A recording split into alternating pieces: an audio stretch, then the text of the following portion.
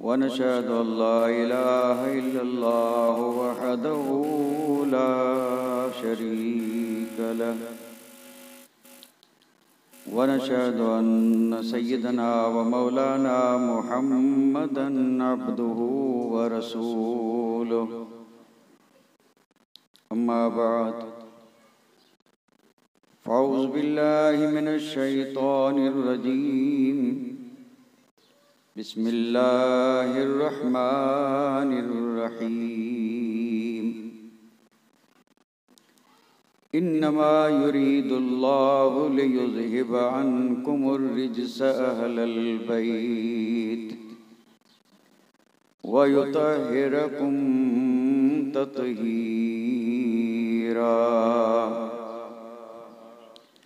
आमन्तु बिल्लाहि सदक़ल्लाहु मौलानल अज़ीम व सदक़ रसूलुहुन नबियुल करीम व नहनु अला मा क़ाल मिनश शाहिदीन व शाकिरीन वल्हम्दुलिल्लाहि रब्बिल आलमीन। कमा क़ाल अल्लाहु तबारक व तआला फ़ी अज़मति शान हबीबिहि इन्नल्लाह व मलाइकतहु युसल्लूना अलन नबी या अय्युहल्लज़ीना आमनू सल्लू अलैहि व सल्लिमू तस्लीमा।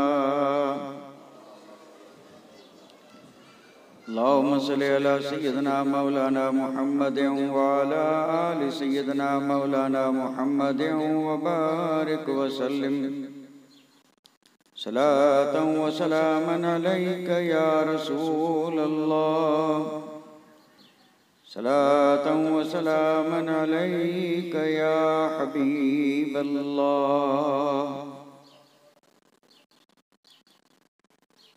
किस ज़बान से होया, किस ज़बान से हो बयां मदहो शान अहल बैत। मदह गोए मुस्तफ़ा है मदह खाने अहल बैत। मदह गोए मुस्तफ़ा है मदह खाने अहल बैत। और इनके घर में बेइजाज़त जिब्राइल आते नहीं। इनके घर में बेइजाज़त जिब्राइल आते नहीं। कदर वाले चाहते हैं इज़्ज़ो शान अहले बैत। कदर वाले चाहते हैं इज़्ज़ो शान अहले बैत। और इनकी पाकी का खुदाए पाक करता है बयां। इनकी पाकी का खुदाए पाक करता है बयां। आये ततहीर से जाहिर है शान अहल बैत। आये ततहीर से जाहिर है शान अहल बैत। और रज़्म का मैदान बना है जलवगाहे हुस्न व इश्क। रज़्म का मैदान बना है जलवगाहे हुस्न व इश्क। और करबला में हो रहा है इम्तिहान अहल बैत। करबला में हो रहा है इम्तिहान अहल बैत। और अहले बैत पाक से गुस्ताखियाँ बेबाकियाँ।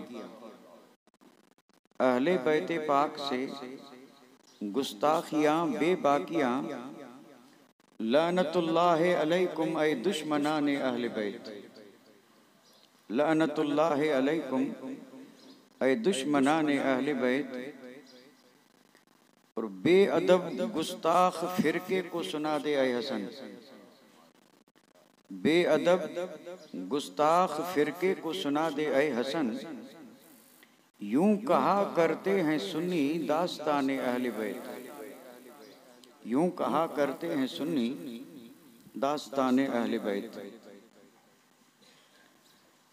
लाइक इज़्ज़त अज़ीम तकरीम वाजिबुल एहतराम गिरामी कदर जी वकार सादात इज़ाम उलमाए ज़बिल एहतराम मोहतरम व मुकर्रम सामईन किराम, इज़्ज़त माब ख़वातीन इस्लाम, मैं अपनी मुख्तसर सी गुफ्तगू का आगाज़ करने से पहले दिल की गहराइयों से आप तमाम मुहिब्बाने अहल बैत की बारगाह में एक बार नहीं बल्कि 100 बार मुबारकबादी पेश कर रहा हूँ। आप तमामी हजरात काबिल मुबारकबाद हैं कि आपने अहले बैत अतहार की मोहब्बत में इस मुबारक और मुक़द्दस जलसे का एहतमाम किया। अल्लाह तबारक व तआला अपने हबीब के सदक़े में इस महफ़िल पाक में दामे दिरमे कदमे सुखने जिसने जो भी तावन किया है अल्लाह ताला कबूल फरमाए और अल्लाह ताला अपने हबीब के सदक़े में अहले बैत अतहार की मोहब्बत में मज़ीद इजाफ़ा फरमाए।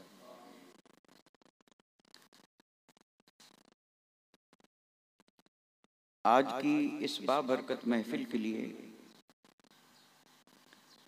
मैंने जिस उन्वान और मज़मून को मुंतखब किया है वो है शान अहले बैत। और शान अहले बैत बयान करने के लिए मैं इंशाअल्लाह कोशिश यही करूँगा कि मैं सिर्फ़ और सिर्फ़ आयात कुरानी और अहादीस करीमा की रोशनी में जहाँ तक हमसे बन पाए हम अहले बैत अज़हार का ज़िक्र करेंगे। अल्लाह ताला हम सब की हाज़िरी को कबूल फरमाए और इस ज़िक्र खैर को अल्लाह ताला हम सब के लिए दोनों जहान की सआदतमंदी, नेक बख्ती और नजात का ज़रिया और सबब बनाए। लेकिन उससे पहले एक बात जो बहुत ही अहम और ज़रूरी है, जो अभी इस वक्त मुझे ये ख्याल आया कि क्यों न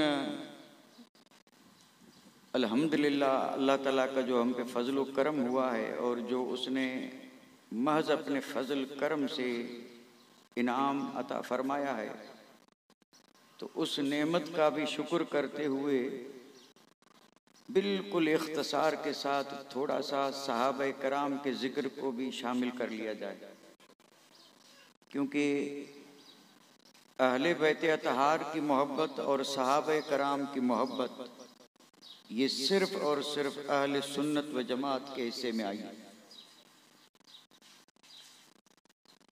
और जिसे ये दौलत मिली है जन्नती वही है। अल्लाह ताला सहाबा कराम की मोहब्बत को भी सलामत रखे और अहले बैत अतहार की मोहब्बत को भी सलामत रखे। तमहीद के तौर पे एक बात अर्ज करने जा रहा हूँ और ये तमहीद, इसको अगर हम तकरीर कहें तो कह सकते हैं, तमहीद भी है और तकरीर भी है। सफ़र तो हम करते रहते हैं, चाहे छोटा सफ़र हो या लंबा हो, लेकिन सफ़र तो हर आदमी को ज़िंदगी में कभी न कभी करना ही पड़ता है। और सफ़र दो तरह के होते हैं, एक तो है खुश्की का सफ़र और एक है दरियाई सफ़र। खुश्की का सफ़र जब करते हैं तो उसके लिए सवारी चाहिए। एक दौर था जब आजकल के ये जो इंतज़ामात हैं ये नहीं थे। सफ़र होता था या तो ऊँट पे या घोड़ों पे या खच्चर पे या पैदल, ये खुश्की का सफ़र। आज तो इसके लिए न मालूम कैसे कैसे और अजीब व गरीब इंतज़ामात हो चुके हैं। कुछ भी हो, लेकिन सफ़र के लिए सवारी ज़रूरी है। और दरियाई सफ़र के लिए आज भी और इससे पहले भी दरिया का सफ़र अगर करना है तो उसमें कश्ती की ज़रूरत पेश आती है। बगैर कश्ती के। अब अगर कश्ती छोटी है, बड़ी है तो नाम बदल जाता है, लेकिन है तो कश्ती। अगर बड़ी है तो जहाज कहेंगे, समंदरी जहाज।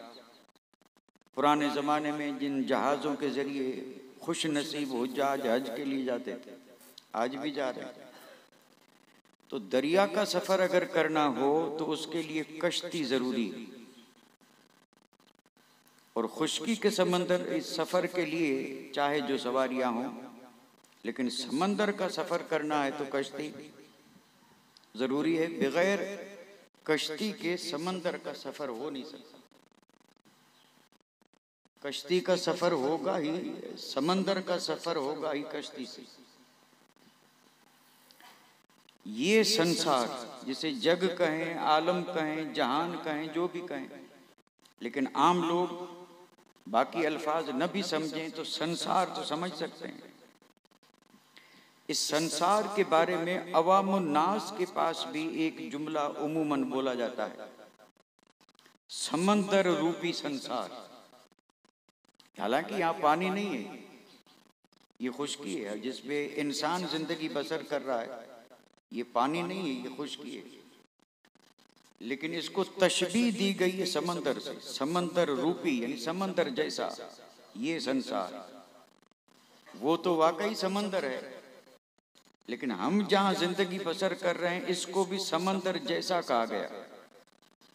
अब तशबीह तो दी गई, उसकी वजहें कि इस संसार को समंदर से मुशाबहत और समंदर जैसा क्यों कहा गया,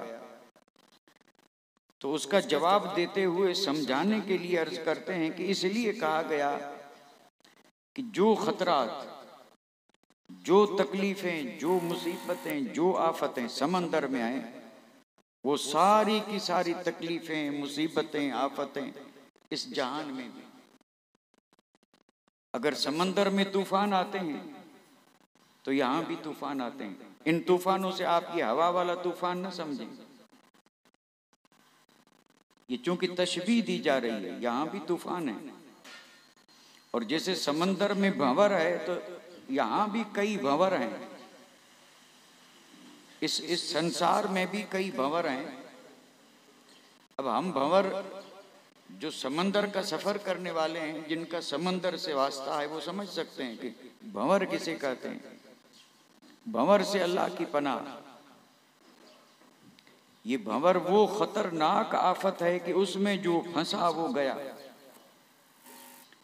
ये समंदर में बस ऐसी जगह हैं जहां पानी घूमता है, यूं चक्कर लगा के और फिर अंदर जा रहा है। अब ये चक्कर छोटा भी हो सकता है, बड़ा भी हो सकता है। और ये जहाज के जो मल्लाह होते हैं वो और किसी चीज से नहीं डरते, इसी भंवर से डरते हैं। कितना भी बड़ा जहाज क्यों न हो, जंगी बेड़ा क्यों न हो, अमेरिका का क्यों न हो, अगर भंवर में आ गया तो गया। फिर उसका एक तख्ता भी किनारे पे आ नहीं सकता। ये अल्लाह की कुदरत है। आज तक किसी को इसका इल्म न हो सका कि ये पानी जो जा रहा है ये कहाँ जा रहा है। यानी जब से वो समंदर बना पानी जा रहा है, और ये भी अंदाजा नहीं लगा सकते कि कितनी मिकदार में जा रहा है, कितना पानी जा रहा है, यूं घूम करके। और इतनी जबरदस्त ताकत से वो पानी जा रहा है कि बड़े से बड़ा जहाज अगर उस भंवर में फंस गया तो फिर वो निकल नहीं सकता, फिर वो उसमें डूब ही जाएगा। तो जैसे समंदर में भंवर हैं, वैसे इस संसार में भी भंवर हैं। और उन भंवरों में जो फंसे उसका आज तक नामो निशान भी नहीं, यानी नामो निशान ही मिट गया। इस संसार में भी भंवर है। और समंदर में जैसे बहुत सारे दरिंदे हैं, जैसे मगरमच्छ है या इससे भी बड़े बड़े दरिंदे। समंदर में जैसे दरिंदे हैं वैसे इस संसार में भी दरिंदे हैं। यहाँ अगर मैं सिर्फ एक बात अर्ज कर दूं तो मैं हक पर जानिब रहूंगा। संसार तो क्या, संसार तो खैर है ही समंदर के में, सिर्फ अल्लाह तौफीक दे। और कभी आदमी सिर्फ अपने वजूद पे गौर करे तो ये वजूद भी समंदर की तरह है। इसमें भी तूफान है, इसके अंदर भी दरिंदे हैं, इसमें भी वो गिरदार है। सारी चीजें खुद इस वजूद में बिल्कुल ये वजूद भी कोई मामूली चीज नहीं है, समंदर ही की तरह है। तूफान ऐसे कि अल्लाह की बना। मैं अगर सिर्फ इशारतन अर्ज करूं, ये जो इंसान में नफसानी ख्वाहिशात हैं, इंसान के अंदर का नफ्स जो चाहते हैं और इसकी जो ख्वाहिशें हैं बुराइयों की, बदमाशियों की और न मालूम किन किन गुनाहों की जो ख्वाहिशात हैं, क्या ये तूफान नहीं? ये शैतानी तूफान है। ये सब अंदर ही अंदर। और फिर आमाल, अकायद और अकायद की बदअकीदगी, क्या ये गिरदाव नहीं? बदअकीदगी के गिरदाव में जो फंसा वो गया। तो इस संसार को मुख्तसर कर, इस संसार को तशबीह दी गई है समंदर से, और समंदरी सफर अगर करना है तो उसके लिए चाहिए कश्ती। अब हम हैं मुसाफिर, ये जगह है संसार की तरह, और इस सफर में चाहिए कश्ती, ताकि कश्ती मिले तो मंजिल पे पहुंचे, और मंजिल है जन्नत। यानी हम हैं क्योंकि इस संसार को बीच में छोड़ के कोई जन्नत नहीं पहुंच सकता। जन्नत में जाने के लिए पहले इस संसार में आना है, और जितनी जिंदगी रब ने दी है उतनी गुजारनी है, उसके बाद जन्नत में जाना है। ऐसा तो हो ही नहीं सकता कि कोई डायरेक्ट जन्नत में जाए, क्योंकि डायरेक्ट यहाँ ना आया तो ये इंसान ही नहीं है, तो फिर आलम अरवा में रूह है, और जाना है इस इंसान को, तो यहाँ जब आएगा तब तो इंसान बनेगा। इस संसार से होकर के जन्नत में जाना है, और ये संसार है समंदर की तरह। तो गोया कि जो जन्नत में जाना चाहते हैं उनके और बीच में समंदर है, बीच में समंदर है। अब इस समंदर में बिल्कुल सलामती से, यानी न डूबें, न किसी दरिंदे के मुंह में फंसें, न भंवर में गर्क हों, सलामती के साथ इस समंदर रूपी संसार को अमन आफियत से पार करके और जन्नत में पहुंचें। तो अब जाहिर बात है, समंदर रूपी और जन्नत में पहुंचना है तो कश्ती चाहिए, इसके लिए कश्ती चाहिए। और ये जो मैं अर्ज कर रहा हूं ये सिर्फ ख्याली खाका नहीं है, ये अहादीस करीमा से भी साबित है कि मेरे आका ताजदार मदीना ने भी इस जहान को समंदर रूपी, यानी समंदर की तरह बयान फरमाया कि ये जहान समंदर की तरह है, इसमें चाहिए कश्ती, ताकि उस कश्ती के जरिए भंवर में डूबने से भी बचें, दरिंदों और समंदरी आफतों से भी बचें, सलामती से पार पहुंचें। कश्ती चाहिए। अब जब कश्ती चाहिए तो अब सुने हदीस पाक। अब हदीस है, अब यहां पर ये जो फरमान मैं जिक्र करने जा रहा हूं ये हदीस है। मेरे और आपके आका ने इरशाद फरमाया, मसलु अहले बैती का सफीनते नूह, फरमाया कि मेरे अहल बैत हजरत नूह वाली कश्ती की तरह हैं। मिल गई कश्ती। ये कश्ती वो समंदर वाली नहीं, ये वो कश्ती है जो इस समंदर रूपी संसार में पार पहुंचा। मसलु अहल बैती का सफीनत नूह, फरमाया कि मेरे अहल बैत हजरत नूह की और हजरत नूह की कश्ती की मिसाल दी है। इससे मुराद ये है कि वो जो तूफान आया था उसमें बचे वही थे जो कश्ती में सवार थे, बाकी कोई नहीं बचा। यहाँ तक कि हजरत नूह अला नबीना अलैहिस्सलातु वस्सलाम का बेटा भी नहीं बचा। उसने तो कहा था कि समंदर की यानी पहाड़ की चोटी पे चढ़ जाऊंगा और बच जाऊंगा, फिर एक मौज आई और उसे गर्क कर दिया, यानी कोई चीज बचा न सकी, बचे सिर्फ वही जो उस कश्ती में सवार थे। तो इससे गोया कि जहन ये देना है कि सलामती से जन्नत में वही पहुंचेंगे जो इस कश्ती में सवार। कश्ती किसको करार दिया? अहल बैत। मैं आगे चल के बताऊंगा कि अहल बैत कौन है, ये भी जिक्र होगा, लेकिन आप जरा गौर फरमाएं। अहले बैत अतहार को मेरे आका ने कश्ती का, कश्ती मिल गई। अब जो कश्ती वाले हैं उनसे पूछें या उनका हाल पढ़ें। कश्ती में हैं लेकिन मंजिल का पता कश्ती में बैठ करके कैसे लगाएं? क्योंकि आज के दौर में तो यंत्र बने, उस दौर में तो कोई चीज थी नहीं। मल्ला कश्ती बान जो कश्ती को चलाते हैं, तो कश्ती तो समंदर में मिल गई और अब मंजिल किस सिमत है ये कैसे पता चले? तो मैंने कहा ना कश्ती वालों से पूछें, तो ये बिल्कुल मुसल्लमा हकीकत है कि अगर दिन हो तो फिर भी आदमी पता लगा ले कि पूरब किधर है, पश्चिम किधर है, उत्तर किधर, दक्षिण किधर। अगर रात हो, तारीक रात, चारों तरफ पानी, ता हद्दे निगाह, जहां तक निगाह जा रही है पानी पानी, और बीच में है कश्ती। अब मंजिल किधर है ये पता कैसे चले? और मंजिल का पता नहीं चलेगा तो मंजिल थी इधर और कश्ती जा रही है इधर, तो मंजिल पहुंचेगा या मंजिल से दूर होगा? वो कश्ती जितनी चलेगी वो मंजिल से दूर होगा। तो अब कोई चीज तो हो जो मंजिल का पता दे। तो कदीम जमाने में और कदीम जमाने से ये दस्तूर चला आ रहा था कि मंजिल का पता कश्ती वाले सितारों से लगाते थे। मंजिल का पता सितारों से लगाते थे, यानी उन्हें इतना इल्म होता था कि उत्तर किधर है, दक्षिण किधर, पूरब किधर, पश्चिम किधर, ये सारी सिमतें वो सितारों से मालूम करते। और जब कश्ती चलती तो उन्हें ये भी तय कर लेना पड़ता कि हमारी मंजिल इस सितारे के नीचे है।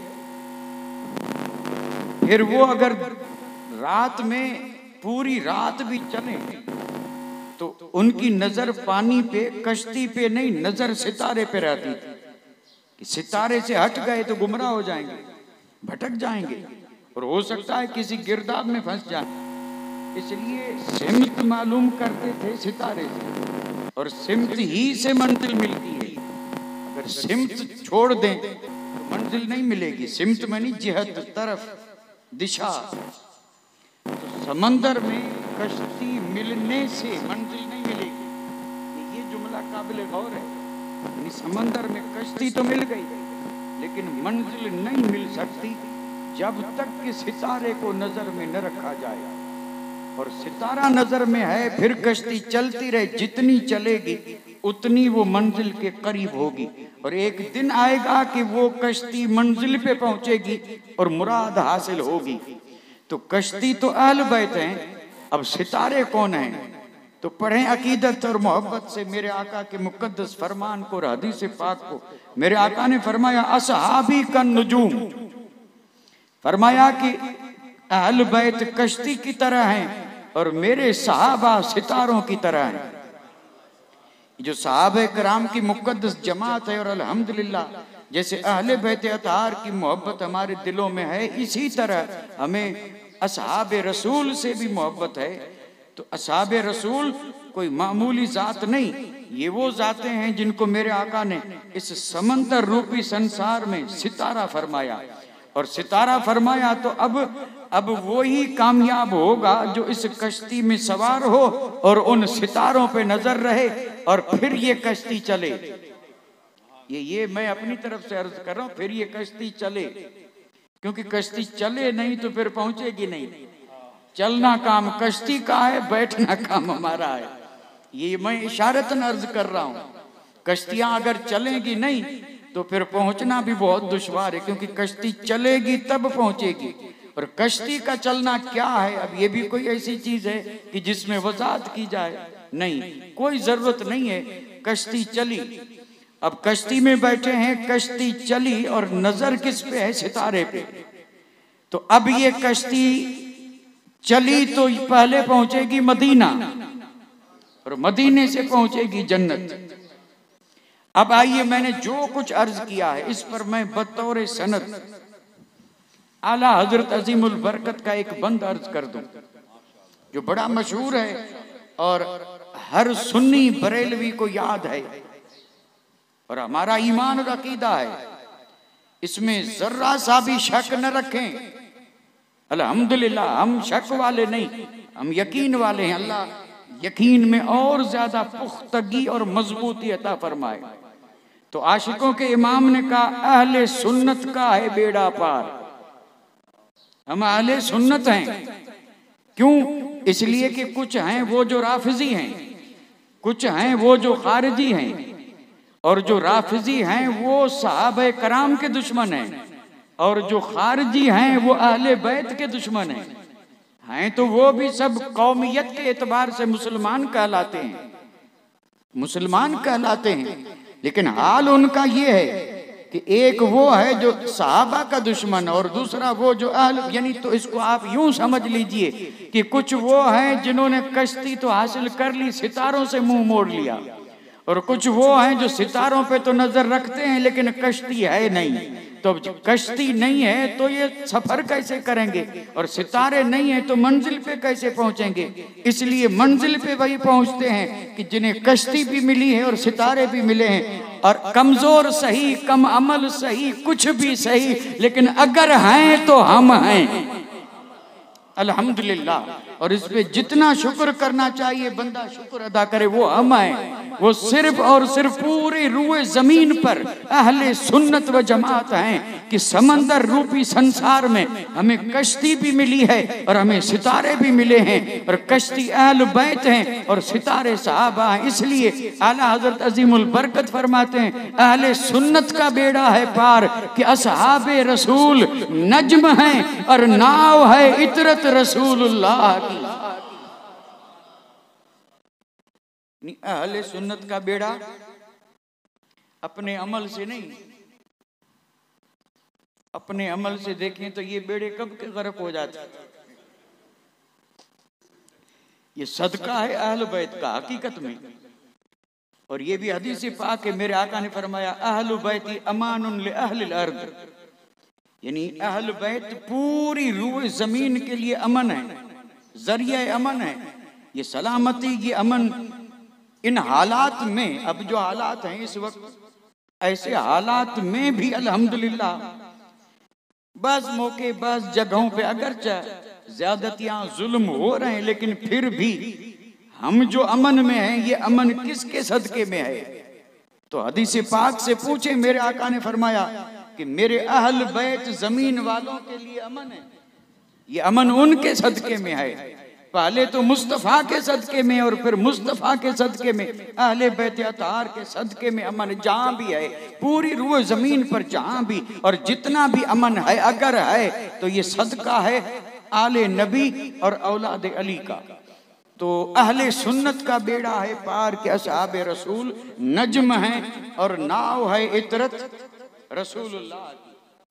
लेकिन यहां पहुंच करके फिर मुझे ख्याल पैदा हुआ कि थोड़ी सी वजाहत कर दें तो बेहतर रहेगा, क्योंकि वजाहतें डायरेक्ट नहीं की जाती, मौके महल पे वजाहत भी हमसे मुतालिबा करती है कि थोड़ी वजाहत कर दी जाए। और वो वजाहत किस अमर की है ये भी बताता चलूं। मन रकिबहा नजा, ये जुमला है हदीस का। आपने फरमाया मेरे अहल बैत हजरत नूह की कश्ती के मिसल हैं। हदीस यहाँ पर पूरी नहीं हुई, आगे हदीस का टुकड़ा है जिसमें मेरे आका ने फरमाया मन रकिबहा, जो उस पे सवार हुआ नजा, वो नजात पा गया। तो भाई ये जो आजकल कश्तियां हैं लकड़े की, फाइबर की या किसी की जो समंदर में चलती हैं, उस पे सवार होना ये तो समझ में आ रहा है, क्योंकि आदमी खड़ा है सामने कश्ती है और फिर किसी न किसी जरिए से कश्ती पे सवार हो गया, ये सवार हो गया। लेकिन यहाँ बज़ाहिर तो ये कश्ती हमें नजर नहीं आ रही है और न सवार होने को कुछ समझ पा रहे हैं कि इस कश्ती पे सवार होने से मुराद क्या है, इस कश्ती पे सवार होने से मुराद क्या है। तो इसका एक तो जवाब ये है जो बड़ा मशहूर है, और वो ये है कि इससे मुराद मोहब्बत है। सवार होने से मुराद अहले बैत अतार की मोहब्बत है। और इसका एक जवाब यह है कि सवार होने का जिक्र इसलिए आया ये जो रकीबा, जो उसमें सवार हुआ, क्योंकि बेशुमार हदीसें हैं जिसमें अहले बैत की मोहब्बत का हुक्म दिया गया और मोहब्बत को बड़े आला अंदाज में जिक्र भी किया गया। वहाँ बिल्कुल मोहब्बत का हुक्म भी है, अमर भी है, सब कुछ है, आयतें भी हैं, फर्ज मिनल्लाह है, वाजिब है, ये सब है कि अहले बैत से मोहब्बत तो रखना ही है, हर मोमिन पे वाजिब है, जरूरी है, लाजिम है, तो मोहब्बत तो रखते हैं। लेकिन इस हदीस में ये जो लफ्ज आया रकीबा का, इससे क्या समझें?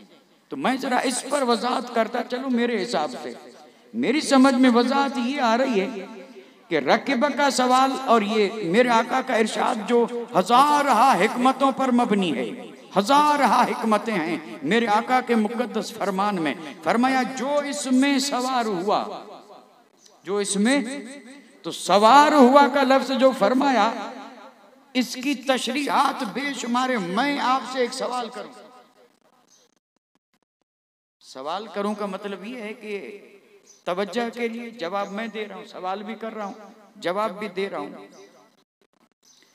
जो आदमी कश्ती में बैठा या समंदरी जहाज में बैठा, अब उसकी मर्जी चलेगी? मर्जी तो समझ रहे हैं भाई, जिसे कहते हैं ना मन मर्जी, यानी जो हमारे जी में आया, जो हमें पसंद आया, जो हमारी मर्जी कर रहा हूं, जो मेरी मर्जी। आप कौन है मुझे कहने वाले? जो मेरी मर्जी, हाँ मेरी मर्जी। यानी मैं अगर दिन चढ़े उठता हूं, मेरी मर्जी। आप कौन है मुझे कहने वाले जल्दी उठो? ये मेरी मर्जी है। और मैं अगर दुश्मन का लिबास पहन रहा हूं, तो इसमें आप कौन है कहने वाले? मेरी मर्जी। ये है मर्जी, यानी ये अपनी मर्जी है। यानी ये शरीयत के खिलाफ जो कुछ भी हो रहा है, ये मर्जी है, यानी अपनी पसंद, हमारी मर्जी। ये न अल्लाह की मर्जी है, न रसूल की मर्जी है, ये हमारी मर्जी, ये है मर्जी, यानी अपनी। तो कश्ती में जो आदमी बैठा, मुझे बताएं, उसकी अपनी मर्जी चलेगी? नहीं, बिल्कुल नहीं। अब उसकी मर्जी नहीं चलेगी, अब मर्जी कश्ती वाले की चलेगी। आप लाख चाहे मुझे इधर जाना है, कश्ती वाला कहेगा नहीं मैं तो इधर जा रहा हूं। अब अगर आप कश्ती में हैं और बैठे तो अपनी मर्जी को कर दें खत्म, जिधर कश्ती वाले जा रहे हैं उधर जा। और अगर आपने उनकी बात नहीं मानी तो कश्ती से उतरना पड़ेगा या उतार दिया जाएगा, और उतार दिए जाएंगे तो हलाक हो जाएंगे। और तुम उसमें सवार हो, और जब सवार हो तो अब तुम्हारी मर्जी नहीं, मर्जी हुसैन की चलेगी। अब तुम्हारी मर्जी नहीं, मर्जी हसन की चलेगी। अब तुम्हारी मर्जी नहीं, मर्जी मौला अली की चलेगी। अब तुम्हारी मर्जी नहीं, मर्जी पंजतन पाक की चलेगी। अगर तुमने उनकी मर्जी में अपनी मर्जी को खत्म कर दिया तो तुम सवार हो, वरना इस कश्ती में नहीं हो। जो चाहो करो, तुम मर्जी वाले हो, मोहब्बत वाले नहीं। ये बात जरा जोश वाली थी, इसलिए मैंने जोश किया, वरना जोश की जरूरत नहीं थी। और कश्ती में सवार होने से मुराद ये है कि अहल बैत जो हैं, जो उनकी मर्जी वो मुहिब की मर्जी, यानी जो चाहने वाला, मोहब्बत करने वाला। और मोहब्बत की तारीफ ही यही है भाई, मोहब्बत हम दम भरते हैं कि हम मुहिब हैं या नहीं। और ये बात ज़िम्न में आई है, और जरा भारी हो तो माफ कर दें, कभी कभी बातें अचानक भारी हो जाती हैं। और भारी भी कब होती हैं? जब अपनी मर्जी के खिलाफ, तब भारी लगती हैं। ये बात भारी भी तब होती है कि हमारी मर्जी कुछ और है, बात कुछ और हो रही है। तो जाहिर बात, अब इस बात को उठाना हमारे लिए बहुत मुश्किल हो जाता है, इसलिए भारी लगती है। वरना बात भारी नहीं होती, बात तो वो होती है जो भारी को हल्का कर दे। बात तो हकीकत में वो है जो बड़े बड़े बोझ हल्के कर दे।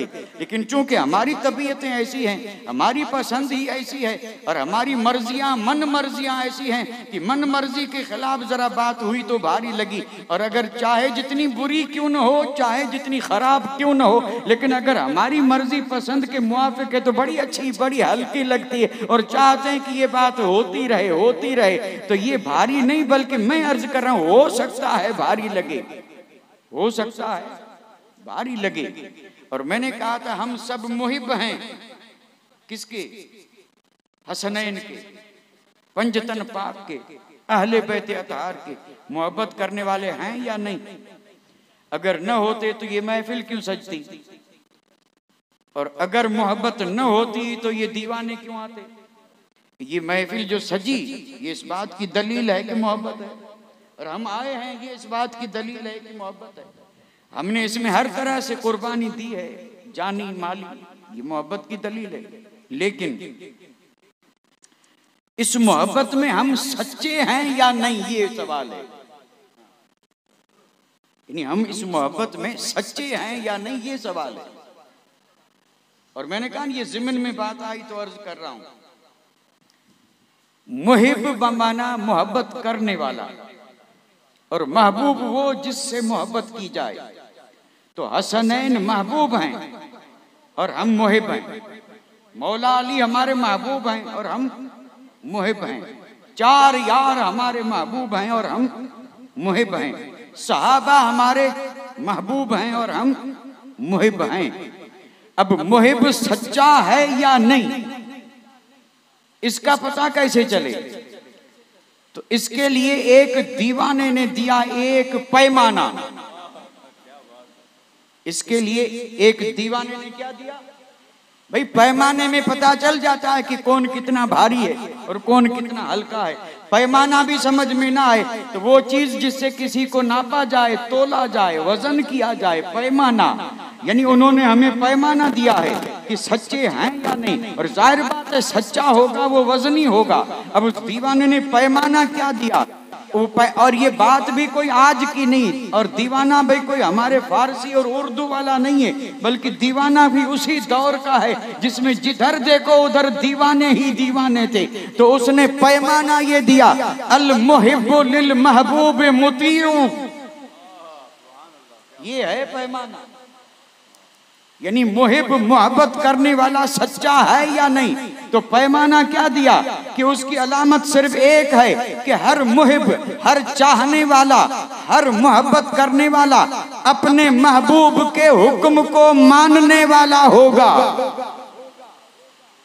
हर चाहने वाला, हर प्यार मोहब्बत करने वाला अपना जो महबूब है उसके हुक्म को मानने वाला होगा। अगर हुक्म मान रहा है तो सच्चा है, अगर अपने महबूब के हुक्म को मान रहा है तो सच्चा है, और अगर हुक्म नहीं मान रहा तो मैं नहीं कहूंगा। भाई मैं क्यों कहूं? क्योंकि जाहिर बात है जो सच्चा नहीं है वो क्या होगा भाई? अगर रात नहीं है तो, और दिन नहीं है तो, सच्चा नहीं है तो, झूठा नहीं है तो अब मोहब्बत में सच्चा कौन है? जो महबूब की बात माने। हम मुहिब हैं और मुस्तफ़ा महबूब हैं। अब अगर हम मुस्तफ़ा की बात मान रहे हैं तो सच्चे हैं, हम मुहिब हैं। सहाबा हमारे महबूब हैं, अगर सहाबा की बात मान रहे हैं तो सच्चे हैं, वरना हम मुहिब हैं, हसनैन महबूब हैं। अगर हम उनकी बात माने तो हम सच्चे हैं, और न माने तो मैं नहीं बोलूंगा। नहीं ना अब तक बोला है ना बोलूंगा। और अल्लाह बोलने से बचाए, और अल्लाह हम सबको सच्चा बनाए। और ये सच्चा बनना कोई दुश्वार नहीं है, हम इसको दुश्वार बना बैठे हैं। कसम रब की कोई दुश्वारी नहीं है, इसमें कोई परेशानी नहीं है। ये हमारा मुबारक और मुकद्दस ये दीन इस्लाम, मजहब इस्लाम जितना आसान है ऐसा कोई मजहब आसान न था और न हो सकता है। यही वो दीन है जो खुदा को पसंद है। इन्न दीन इंदल्लाहिल इस्लाम, ये इस्लाम वो है, ला इकराह फिद्दीन, दीन में कोई भी दुश्वारी नहीं, तकलीफ भी नहीं। दीन का हर काम इतना आसान है कि रब ने उसी को दीन करार दिया जो ये बंदा कर सके, और जो नहीं कर सकता वो इस पे जरूरी भी नहीं है।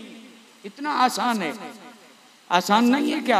अगर आप खड़े रह के नमाज पढ़ें, जरूरी है नमाज में क़ियाम फर्ज है, और अगर नहीं खड़े रह सकते हैं तो बैठ के पढ़ें, आसानी नहीं हुई क्या?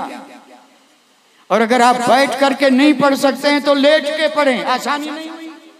और लेट करके नहीं पढ़ सकते हैं तो इशारों से पढ़ें, लेकिन जब वक्त आए तो पढ़ें, क्योंकि इमाम अली मकाम ने करबला में पढ़ी है।